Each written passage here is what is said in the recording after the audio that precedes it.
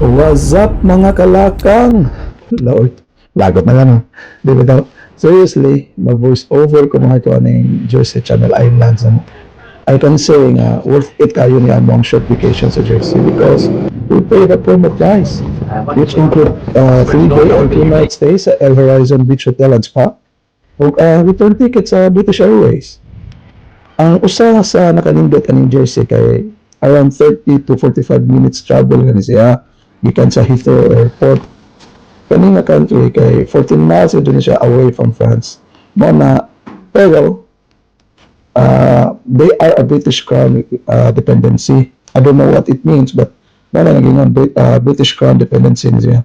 So makita nimo mostly sa mga names sa roads nila kay French ilang city center kaya ang kanang gitawag na St. Helier nga mo sa na-explore by walking kuhan siya daghan pa kayong towns nga wala na muna ato sa Jersey pero sa among mga na-visit makasulti ko enough na to say nga nindot ka siya destination for relaxation or if ganahan ka mo chill sa imong vacation. Ang ilang sand dito kay di sila tawag nga one white sand, we call it golden sand, so makes sense man sad kay mo siya golden color siya, especially if kuhan tutok or kanang naisang battery kayang sand. Na kani siya, Liberation Square, din dito ni sa kuhan St. Helier, which is city center nila.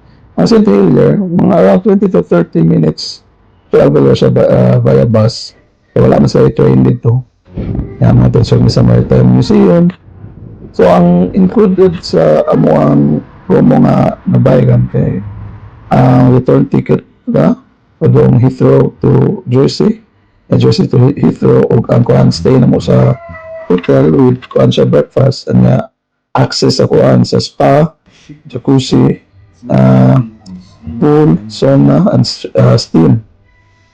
Unya ang kuan sad ang katusang private transport gikan sa hotel to airport to hotel kuan sa included na sa sambayan kay ni kuan mini additional lang for that one kay convenient na ba kay ang kuan ang El Horizon kay convenient kay siya duol kay siya sa airport 10 minutes para travel ra padung El Horizon to airport to El Horizon nga moto market nila dito sa St. Helena ibalik na dapit sa kuan amo ang gistehan nga hotel which is doon ning kuan sa Winston Churchill Memorial Park. Kana sa kanang bay din na moto siya ang kuan. Belade, I don't know how to pronounce it, Belade Bay. Na kani siya ang sikat nila nga La Corbière Lighthouse. So before ka mo adto ni lighthouse, you need to know kung unsang time ang high tide kay para di ka ma-trap to sa lighthouse kay na may time nga dili siya ma-access by walking. Tungod sa tubig, moabot ang tubig nila kung high tide. So low tide ni this time among research around the low tide around 11 sa morning to 12. So, mo na gato mga 11. Mo na siya. Yun nga, same day sa pag-adto na mo sa lighthouse na ito sa city. Nabalik mo city center. Mga ito ni sa Catholic Church. Nag-visit sa Queen Victoria Park. And then, we had dinner sa St. Auburn. Doon sa St. Auburn.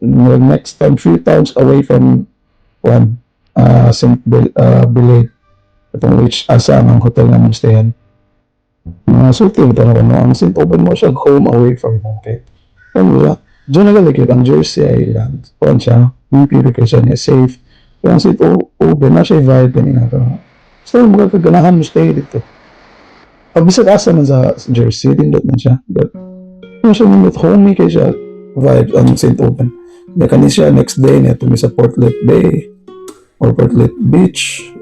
Before me ato sa Wartan ako ito first time ako kita kuan minivan sa kuan UK o sa other country doon sa Wartan nindot kay rich kay ni siya history ning kuan kaning Jersey usa sa ni sa kuan nila kanang treasure nila dito kay kaya ka makuan makatunan aside from that kuan makita na mo mabalik ka sa past kung unsa man hitabo nila which is kuan sad good. Maingon na ito nga bati sa gyud nga past kaya di man gyud nindot daghan mga namatay daghan kuan pamilya nga naguba tungod sa war nga nahitabo before This is mo ni mga tunnel nga gigamit pag World War II. Sa mga Germans may ni-occupy ani nga islands before. Yan muna, after na, niya ito na airport niya, we went back sa London. Ano na siya?